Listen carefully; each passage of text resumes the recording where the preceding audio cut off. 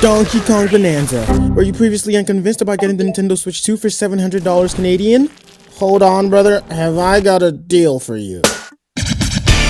Buy a Switch for $700 and you get the sequel to Donkey Kong 64 for an extra $100. I don't know if I'm doing the sales pitch thing correctly. See, the Donkey Kong series has a serious problem. The games are very good, most of the time, but the franchise has been seriously neglected for far too long in ways that I'll explain in this video. Please subscribe if you want to help my videos reach more people. Bonanza now seeks to rectify said neglect and is really the next-gen Switch 2 title being pushed alongside Mario Kart World, which I talked about in my last video. Okay, 2 questions now, mama. 1. Is Donkey Kong Bonanza good enough to rectify the issues that have plagued the series for over 2 decades now? And 2.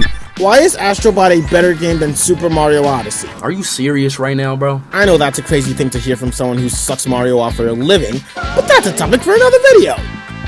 Donkey Kong 64 released in 1999 for, you guessed it, the Nintendo 64, you stupid fucking genius! At the time, the game received very positive reviews, but in retrospect, not so much. I mean, the camera angles, the endless backtracking, the endless collectibles, there's a lot that's wrong with this game. But there are some people who still look back fondly on this game, with some people considering the game a delight to play through, and to them I say, stop it. Get some help.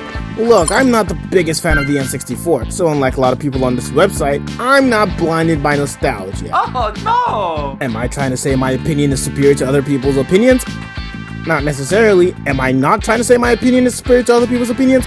Maybe. I don't know. Going back to play this game nowadays, it definitely hasn't aged as well as, say, Super Mario 64. And I know Super Mario 64 is a really high bar to set. But even for a game that came out in 1999, I would have probably found the Donkey Kong Country games to be more fun. But then again, this was the era of 3D, so I guess just being in a 3D playing with Donkey Kong was already super exciting to experience. Now, I don't know if Nintendo aren't so proud of what Rare did bringing Donkey Kong to 3D because they just never did it again, at least not in this way, 3D platformer, up until now, but we'll get to all of that. See, the cool thing about Donkey Kong 64 was that you could play as 5 different Kongs. You couldn't do that in Mario. Although the game was released in 1999, Rare Studios actually began working on this game back in 1997. Originally conceived as a 2.5D platformer a la Donkey Kong Country, Rare eventually decided to incorporate their Banjo-Kazooie game engine into the mix, and voila! We ended up with a Donkey Kong themed Banjo-Kazooie game. Yeah, that's pretty much what it is. See, that's my issue with DK64. It's not a bad game by any means. It just doesn't feel very unique to me. Almost like a cookie-cutter 6th generation 3D platformer. Donkey Kong 64 would also become the first out of a grand total of 2 games to require an N64 expansion pack. Well, if you don't know what an N64 expansion pack is, the wonders God has done for your life. It's a doohickey you plug into the N64 that doubles its RAM from 4 megabytes to 8 megabytes. Mamma mia! 1999, guys. It was 1999. So, the game requiring the N64 to have more RAM to run it lets you know that this game was kind of grand for its time in terms of scope. Or, maybe Rare just did a shit job at optimizing the game for the N64. I'm just joking. It was the former. At least that's what Nintendo wants you to think. The game would eventually go on to do numbers and sell over 5 million copies, which is a lot for most games, but even more impressive for a game that was only available on a console that sold 32 million copies. And as I mentioned earlier, even though the game did garner positive reception at the time, it still was heavily criticized for its tedious emphasis on collectibles and backtracking, which I also do not like. Like, I'm the kind of guy who put down a game like Returnal because of the backtracking. Or maybe I'm just fucking shit at the game, I don't know. I was getting lost in that game! Now, all that being said, you'd think they'd come out with a new 3D Donkey Kong on the GameCube after the success of DK64. They came out with Donkey Konga. I'm not even gonna talk about that one. Then, they came out with Confusion. See, don't get me wrong, I think Donkey Kong Jungle Beat was a nice game, albeit confusing based on the fact that it almost seems like you needed those bongo drum accessories to play the game, and the fact that they didn't release another 3D Donkey Kong game and instead came back to 2D. I mean, not everything needs to be 3D, you fool. Let's see what the Wii had. You got fuckery, and more fuckery. Mamma mia! This one, I can't really call a good game. Like, Barrel Blast is fun for a few minutes and it makes you want to kill yourself. We then got the DK Return games on the Wii and the Wii U, and for a while it just seemed like Nintendo had completely given up on making another 3D platformer for Donkey Kong. I mean, 1994 to 2024 was literally 25 years without a new one. And it seemed like Nintendo didn't really care that much about the Donkey Kong series. DK was a behemoth on the SNES, but the entries on the GameCube and Wii, until Donkey Kong Returns, kinda seemed like gimmicky spin-offs. We managed to get Tropical Freeze on the Wii U, which I think might be the best 2D platformer I've ever played in my life, but then we didn't even get a single original Donkey Kong game on the Switch. With how popular Donkey Kong is, being that the fabled mushroom-hopping mustached bastard is a Donkey Kong spin-off character, you'd think we'd get AAA large-scale Donkey Kong games more often. But sadly, DK Country Returns and Tropical Freeze are the only ones we've gotten in a long-ass time. And I mean, a long-ass time! That is, until Bonanza!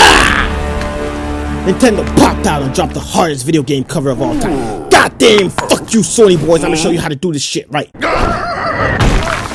No exaggeration. This thing gives me a boner. Makes me feel like Homer. Fires up my blood like Sharapova. And you wanna know why?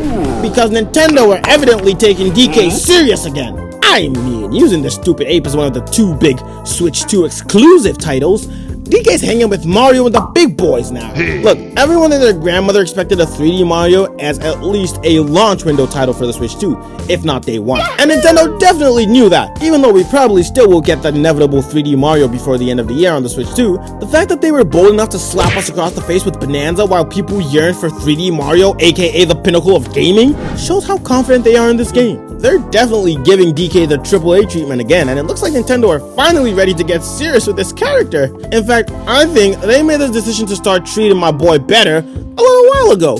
He had such a big role in the Super Mario movie from 2023, and everyone reacted to DK in that movie so positively.